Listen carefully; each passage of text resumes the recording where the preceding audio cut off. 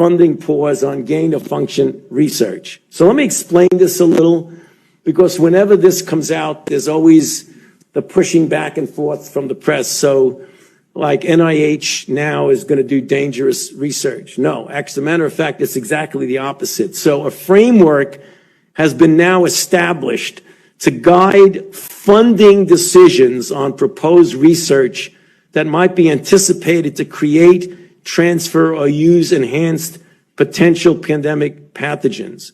The program, everybody has to have a neat little name to it. This is called P3CO. So if you hear about P3CO, it's Potential Pandemic Preparedness, Care, and Oversight. Now, why is this different from everything else we've been doing? It's different because remember the trouble we used to get in when someone would do an experiment, they would submit it to a journal, and just as it's getting ready to go out, everybody would start scrambling around, should we be publishing, should it not? So we decided to go upstream from that and talk about decisions that are made by government funded. Remember, we have no control over things that are not funded by the government. But in government funded activities, to guide the funding decision before you actually do the experiment. I don't think this is going to be foolproof. Things are going to slip through, but I think this is a much better approach than we've had before. Okay, neglected tropical diseases, just to bring you up to date. That's a direct quote from the DARPA rejection letter. The same proposal rejected by DARPA for gain-of-function potential was not rejected, but by NIAID under your leadership. You funded Project Diffuse and its research that took place at the Wuhan Institute of Virology. Why did you tell the committee that your agency has never funded gain-of-function research? Why did your agency award this grant despite it being rejected by DARPA due to its concerns about violating the moratorium that was in place? And finally, will you commit today to release all records fully unredacted by the end of this week so Congress and the American people can know the truth about NIH's role and the origins of COVID-19? Okay. So again, Senator, it really pains me to have to just point out to the American public how absolutely incorrect you are. What came out last night on Project Veritas was a grant that was submitted to DARPA. Then it distorted and said, we funded the grant. We have never seen that grant, and we have never funded that grant. So once again, you are completely and unequivocally incorrect. When you joined the DARPA proposal was a grant that we never saw and we did not fund.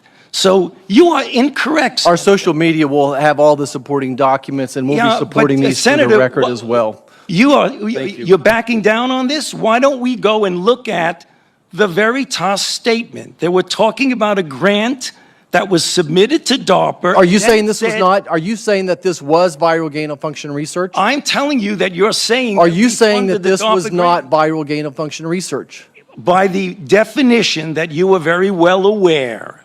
Your P3CO definition is just a legalese to get away to allow you to do the viral gain-of-function studies. Senator Marshall, if you'll please allow the witness to respond. Senator, we know, and the misinformation, that the guide rails for what can be done or not were not established by me. They were established by a 3-year process led by the Office of Science and Technology Policy of the White House. And decided by you in a secret meeting at the White House in December of 2019. Senator, that is incorrect. And this refers exactly to what I was talking about in response to Senator Rand Paul. You are incorrect completely, and every time I try to explain... keep saying you're incorrect, but the facts are on my side. So why will you not commit to sharing everything open, unredacted with this Congress? So here's an example. Dr. Fauci, this hearing is critically important to the American people. There are millions of people infected with the COVID virus. Right. It is impacting every part of our economy. Every family is asking for answers to critical questions. Both sides of the aisle have asked tough questions, but we are not going to allow this committee hearing to be another personal attack that undermines our ability to deal with this terrible virus that is impacting so many people. I will then turn to Senator Smith. Thank you. Thank you, Senator. What happens when these sort of things occur is if they don't kill a lot of people, we just move on, especially when it comes to influenza, which people seem to think is just a word that means I don't feel well. Why would we want a universal vaccine? How does this work? How is a pandemic different than what we get every year? And where are we? Whereas influenza is very unique in that it is a virus, a group of viruses. There are different kinds of influenza A, and let's just focus on influenza A, that tend to, we use the terminology drift from season to season, in that there are mutations that change it enough so that you really need to get vaccinated each year, and you try to anticipate the right match between a vaccine and the virus that will be circulating.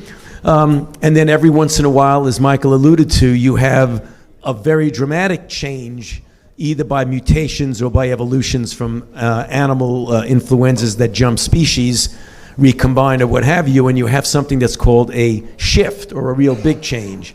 That's really unique. I mean, the viral infections that we deal with, polio, smallpox, measles, etc., don't do that. So we're dealing with a continual moving target from season to season and the threat of a pandemic. So the title of this session is The Quest for a Universal Flu Vaccine. So when we talk about a universal flu vaccine, it really right now is an aspirational goal, in that the quest being to make a vaccine that induces a response in the body to that part of the influenza that doesn't change from season to season, from decade to decade, or even that much when you get a pandemic, with the ultimate aspirational goal of having a vaccine that you could give relatively infrequently compared to now, which you needed every year. That could be every 5 years, every 10 years, or what have you, that covers the broad array of the influenzas that we would be experiencing. So that's in a nutshell. Why don't we blow this system up? I mean, obviously we can't just turn off the spigot on the system we have and then say, hey, everyone in the world should get this new vaccine we haven't given to anyone yet. But there must be some way that we grow vaccines mostly in eggs, the way we did in 1947.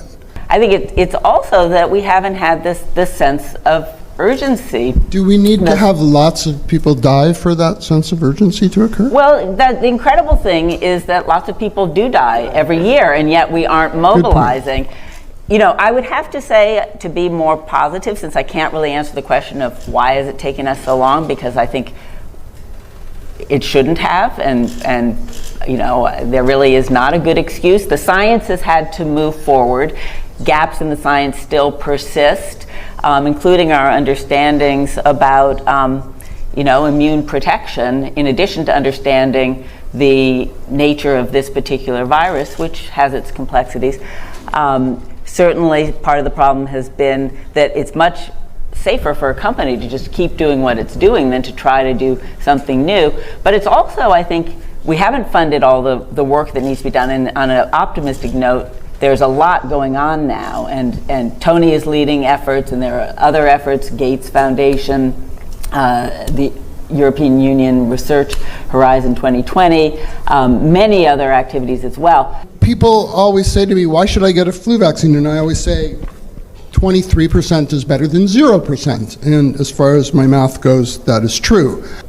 And I'm just sort of curious, why are we so bad at protecting ourselves from what many people consider the sort of most likely virus to cause the most damage to humanity? And if we take that scenario that Bill Gates and the Gates Foundation funded from the Institute for Disease Modeling, that says if we had another outbreak like a pandemic virus today, what we saw in 1918, in that 6-month time period, we would have 33 million people dead. And not only that, that virus would have been seeded all around the globe.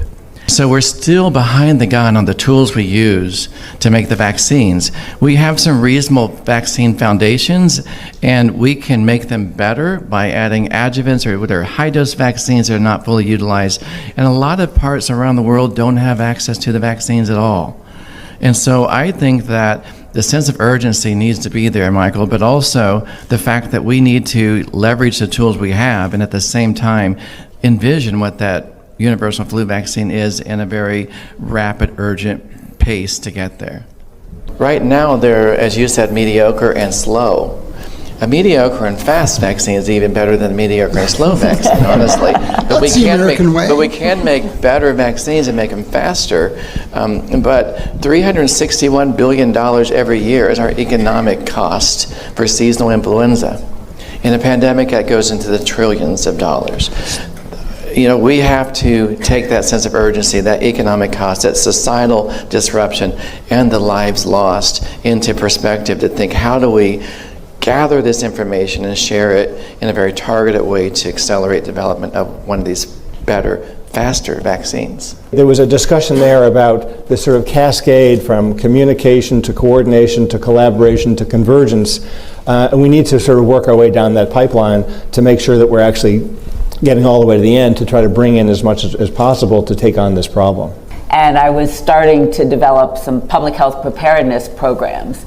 And I went to FEMA to talk to them about doing a tabletop exercise with us around preparedness for a biological threat.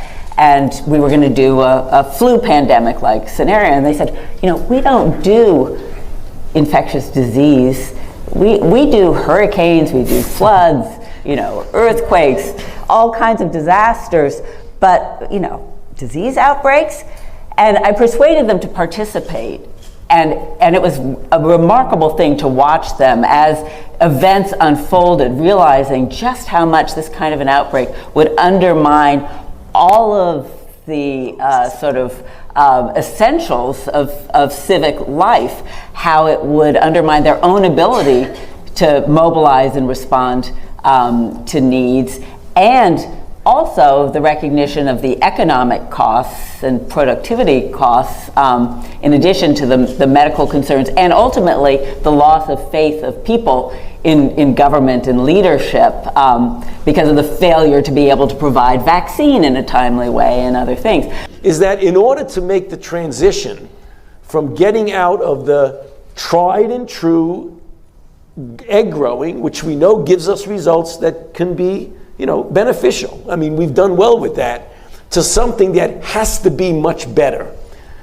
You have to prove that this works, and then you've got to go through all of the clinical trials, phase 1s, phase 2s, phase 3, and then show that this particular product is going to be good over a period of years. That alone, if it works perfectly, is going to take a decade. People just still don't think enough about what this really means in our daily lives and what the impacts are, even though every year we're suffering a lot of preventable death, illness, and disability.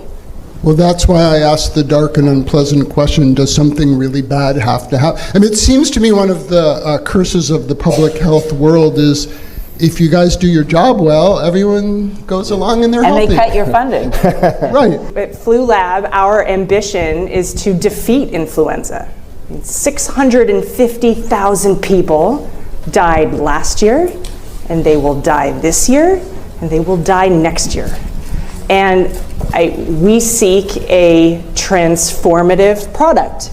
I think that we can absolutely, in parallel with the pursuit of an iterative process, I think in parallel we can yes and this. We need to set an ambition for the ultimate vaccine. This is broadly protective. It is once a year, or once in a lifetime. It is durable. It is for everyone on this planet, and it eliminates this annual scourge